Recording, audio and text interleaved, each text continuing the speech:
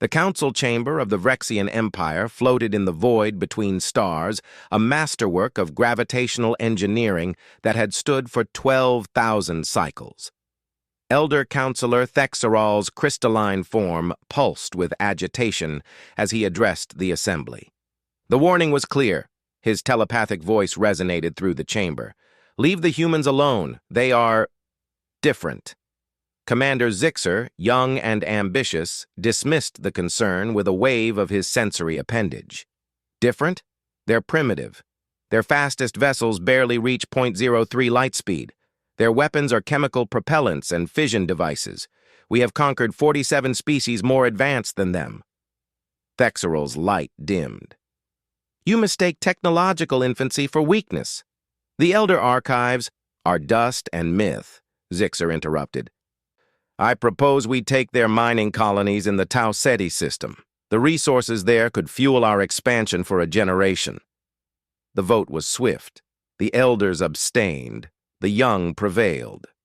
Liana Chen stood on the observation deck of the research station orbiting Tau Ceti 4, her breath fogging the viewport as she watched the sunrise paint the gas giant in shades of amber and crimson.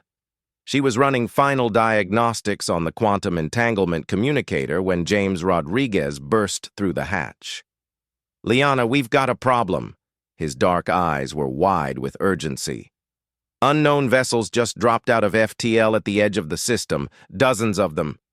She pulled up the sensor feed on her tablet. The signatures were unlike anything in their databases. Exotic matter drives, energy readings that bent the scale. Have they responded to our hails? No response, but they're heading straight for the colony on Tau Ceti 4B. Liana's fingers flew across the interface. Get me a channel to Earth. Priority Alpha. Earth's 42 minutes away at light speed, James said, his voice tight. Whatever's about to happen. The first beam lanced down from orbit. The mining colony of New Vancouver, home to 8,000 souls, vanished in a flash of coherent gamma radiation. The shockwave rippled across the moon's surface, leaving nothing but a crater of fused glass. Liana's knees buckled. James caught her, his hands trembling. No, no, no, no.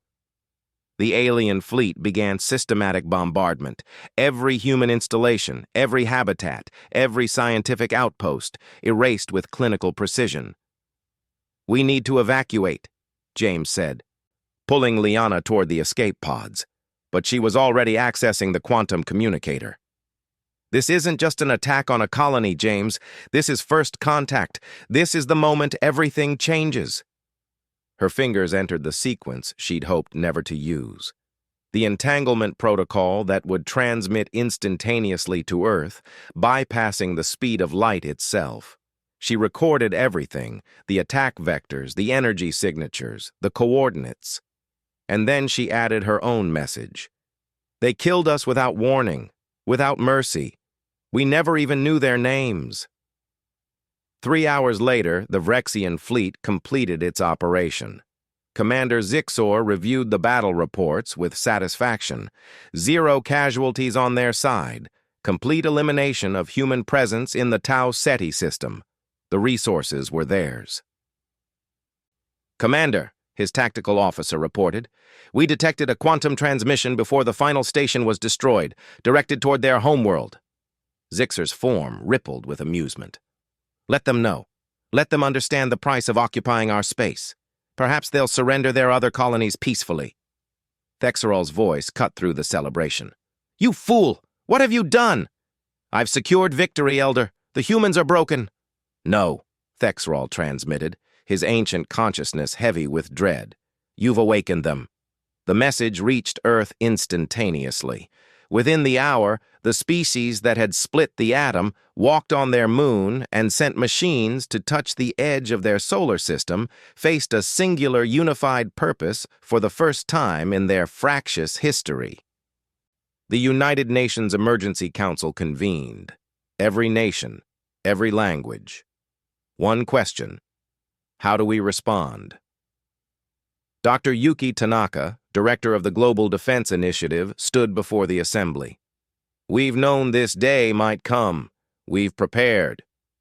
Project Artemis had been theoretical, a doomsday contingency that most thought was paranoid fantasy.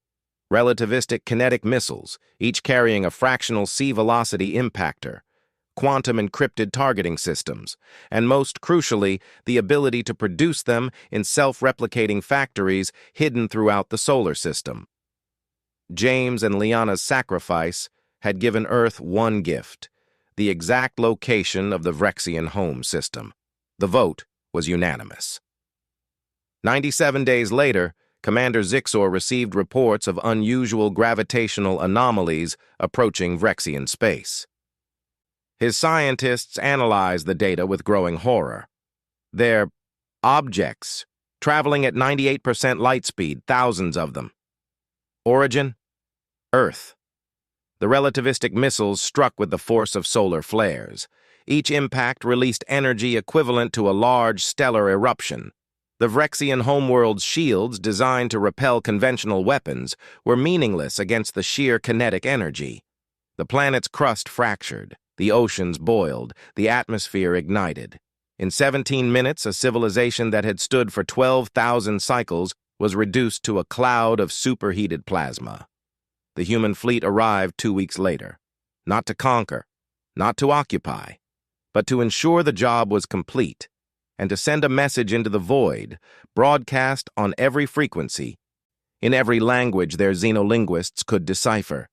We did not seek this war. We offered peace. You answered with genocide.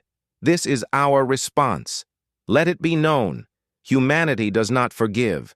Humanity does not forget. And humanity will never allow such evil to exist unchallenged. In the ruins of the council chamber, Thexral's dying light pulsed a final warning to any who might detect it. The elders warned you. Never provoke humanity. We learned too late. Their greatest weapon isn't their technology. It's their memory and their capacity for absolute total retribution. The transmission faded into silence. The warning remained.